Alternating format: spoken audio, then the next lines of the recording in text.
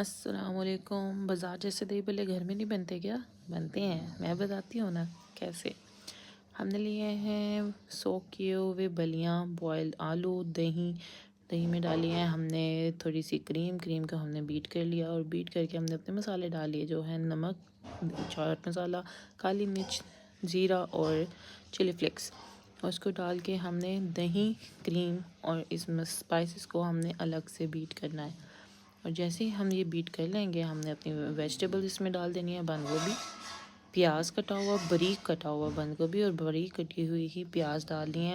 हमने सोक किए हुए भलियाँ, उसके अंदर ये प्याज, टमाटर, हरी मिर्च वो डाल के और इसको मिक्स करके इसमें डाल देंगे अपना दही जिसमें हमने सारे स्पाइसेस डाले हैं और इसको मिक्स करें, सर्व करें। बिल्कुल बाज़ार जैसा टेस्ट आएगा।